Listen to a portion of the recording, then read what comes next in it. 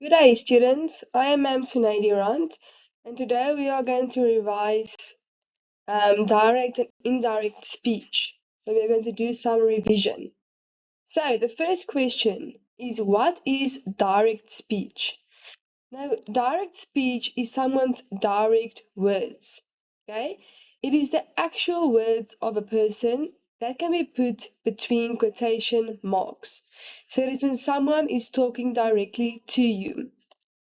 The format we use when doing direct speech is the person speaking is always at the beginning of or at the end of a sentence. So in the example, we can see Sarah is at the beginning of the sentence. It is the person speaking. It is Sarah's direct words.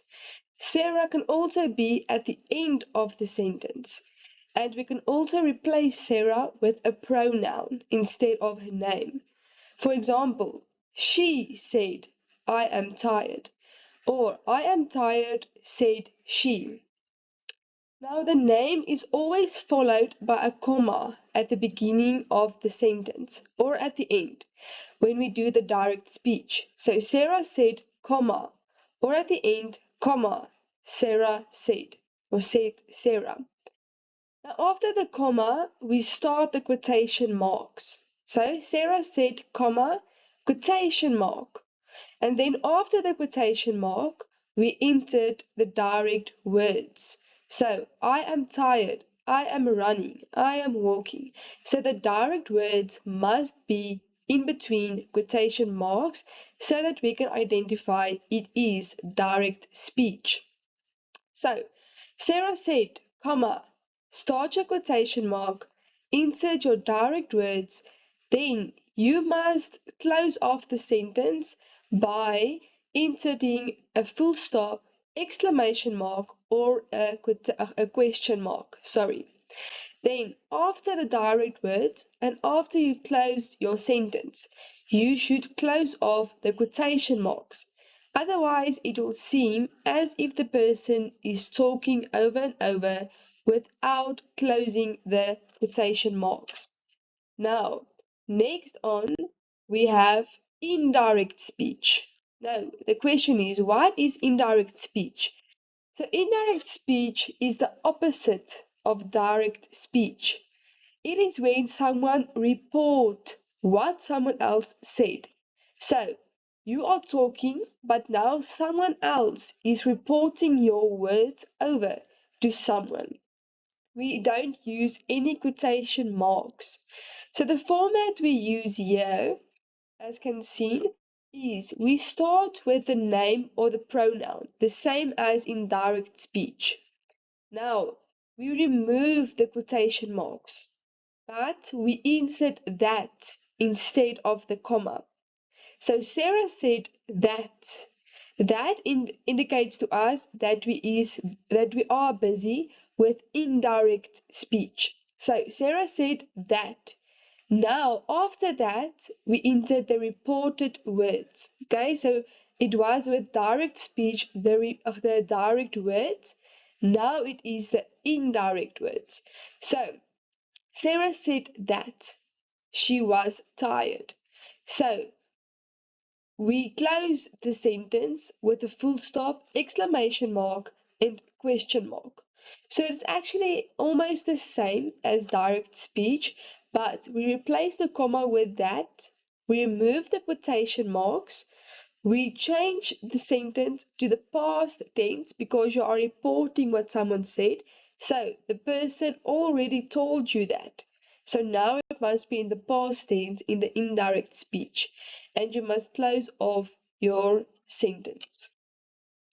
Next on, we see steps that needs to be followed when changing from the direct to the indirect speech. So the step is, firstly, you remove the quotation marks. So, the direct speech in the example you can see, Rory said, comma, quotation mark, I was looking for my keys, full stop, close off the quotation mark.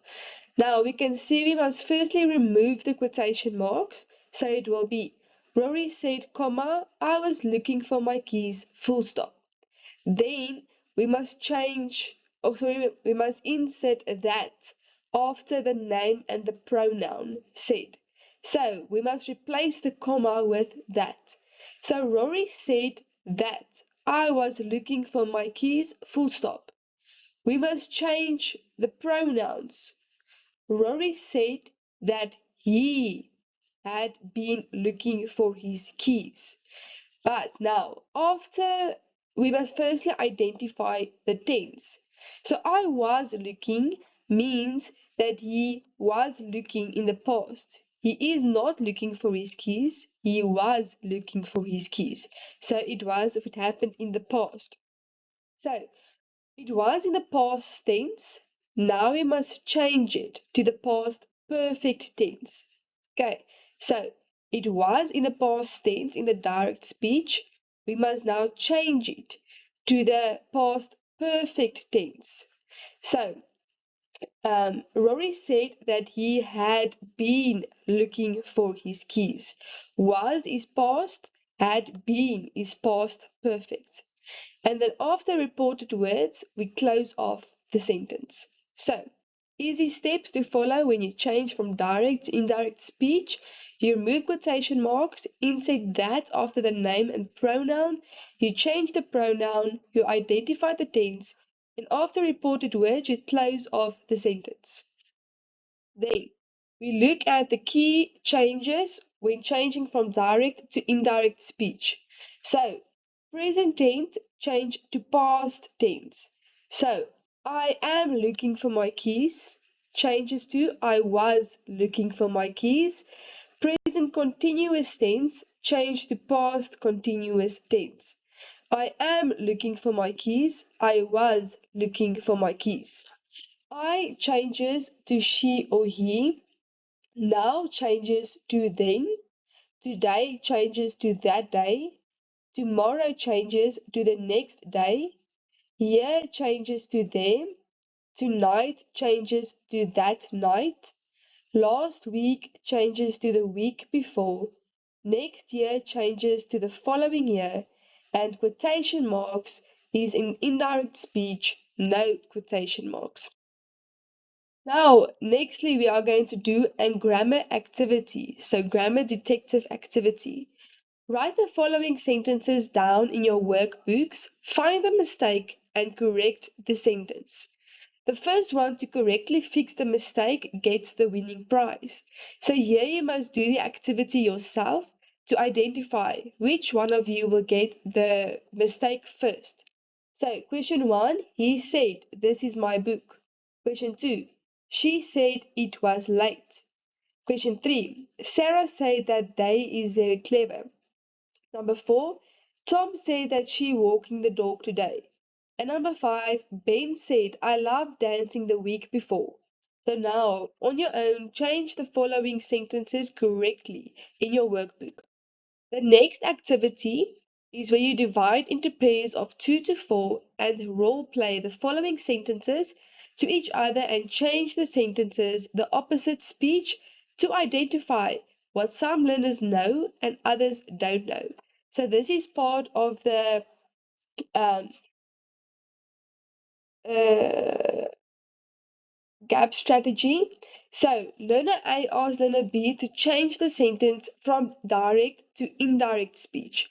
So learner A will say to learner B, she said, I will call Susan tomorrow. He said, I am playing cricket now. So now learner B must change these sentences to the indirect speech and say it to learner A. Learner B will also ask learner A to say the following direct sentences in indirect speech. Now, the following scenario is learner B will say the following sentences to learner A. Sarah said that she was walking to school the previous day.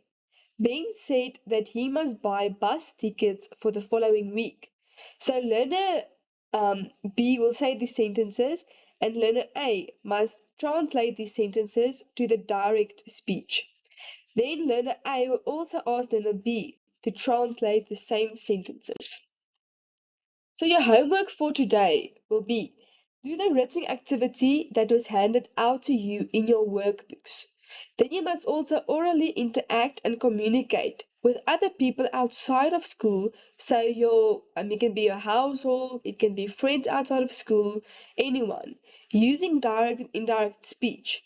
This will develop your knowledge of direct and indirect speech when verbally saying it to hear yourself out loud. Thank you for the lesson today. I will see you guys next week. Thank you.